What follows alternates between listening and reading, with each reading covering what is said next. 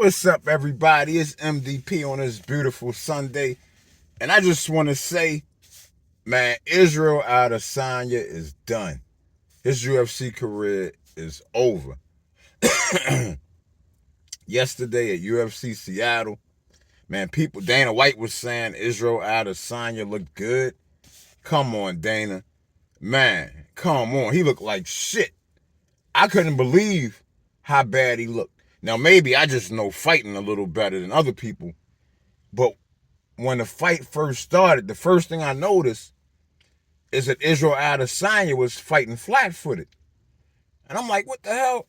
Because normally, Izzy utilizes movement. He moves around. You know, he hits from angles.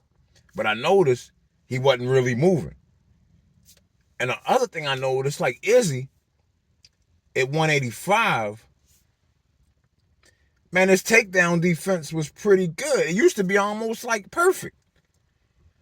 And it's like Joe Pypher was taking him down with ease. And then I remember if somebody did take Izzy down, you couldn't hold him down. He popped right back up. Izzy act like he ain't even know what to do on the ground. Man, I think Izzy, like when he retired, I think he retired for good reason. I think he knew, I don't know if he's dealing with injuries or something else. But since he retired and came back from his retirement, he's lost 4 straight fights. And he not even losing by decision. He getting stopped. He getting stopped in all his fights. Now, I said over a year ago, he should have went up to 205. I said he was too big for 185. As you get older, man, that weight cut gets harder and harder. But now, I don't even know if 205 would save him. I think he just need to retire for real. Going by what we saw against Joe Pypher, Izzy just ain't that same fighter no more. In fact, man, I don't know what the fuck happens to these middleweight champions. I don't know what happens at middleweight to like these dominant champions. But look at Anderson Silva at the end of his career, lost all those fights. Another person people don't ever talk about, but was a badass middleweight, was Chris Weidman. Then he lose to Luke Rockhold, and he just started losing all his fights. And now Izzy, same thing. Robert Whittaker, same thing. I don't know what, like, it was crazy. If you went back 3 years ago, Israel Adesanya and Robert Whittaker were the best fighters at middleweight. Now look at both of them. That's how fast shit be moving in the UFC. That shit is crazy. And man, I love Izzy. This shit breaks my heart to make this video. I'm not making this video because I'm happy to see Izzy doing bad. Man, I remember, man, when Izzy knocked out Alex Pereira. I remember when we was talking about Izzy fighting John Jones. That was gonna be like the super fight. That not no more. That Izzy is done.